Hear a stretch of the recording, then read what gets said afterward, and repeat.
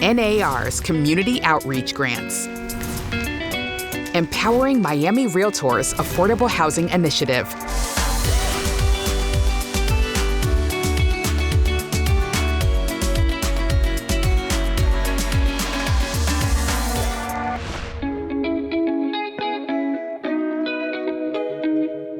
The big light bulb went off when I was driving into the office one day. I see what I refer to as the container graveyard. It's just stacks and piles of containers. And I thought, why can't we use that to repurpose it into housing and address some of the affordability issues that we're having here in South Florida? We've always had an affordability problem here because we have limited land between the ocean and the Everglades. We're working with our developers to find more ways.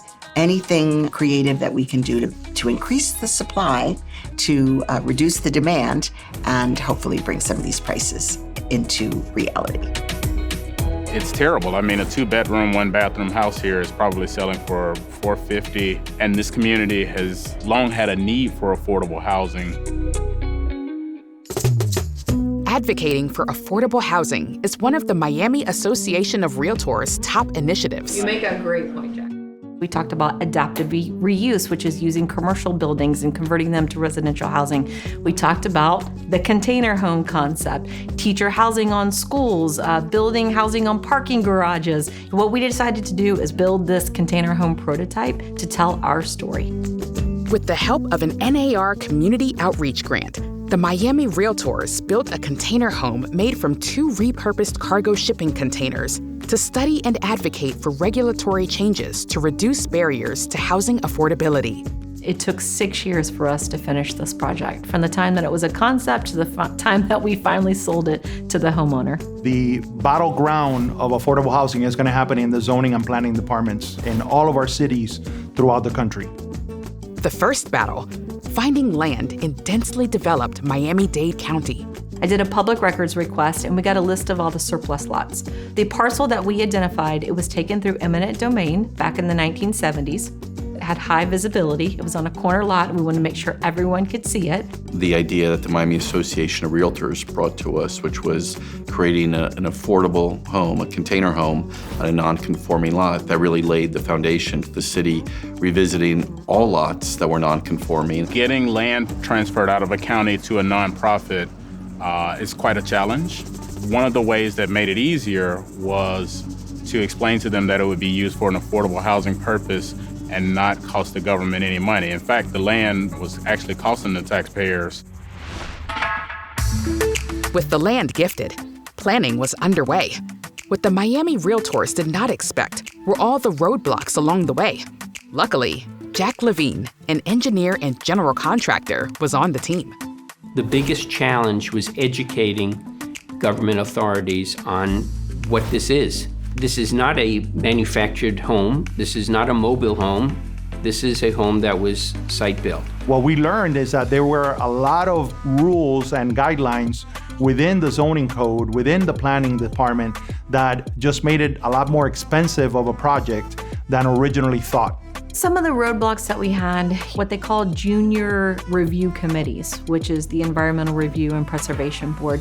They wanted us to put $25,000 worth of landscaping on a project, but not only that, not only the dollar amount, but also the process taking us 11 months to get through the governmental the steps. And this is even before pulling a permit.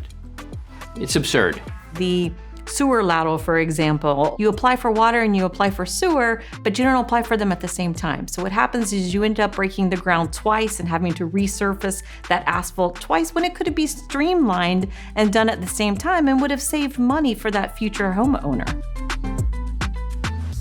As mayor, I'm able to say, let's cut the red tape. We have a procedure in place in Miami-Dade County to expedite anything that falls within the affordable or workforce range.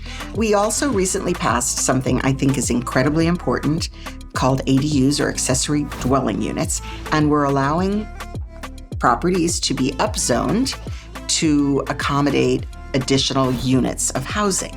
So this all works together, and we could say it started with a container home. It opened up accessory dwelling unit capability for all of this yellow area that you see here and the yellow areas that you see up here. So now we're able to put ADUs in those zones when we couldn't before. Our container home served as a model for that as well because it's the perfect square footage. I'm very grateful to the Realtors Association for putting forward this idea and carrying it through. What fills me with pride is that we had, through the grant, the ability to be part of a change that is very, very needed. The investment of time, the investment of energy, passion, resources that were allocated to this project is going to have incredible ripple effects for years and years to come. I would encourage other state and local associations to take this challenge and make a difference in their communities. It's changed my life completely. I live in peace and quiet, and I have so much sunlight and brings me so much joy living here.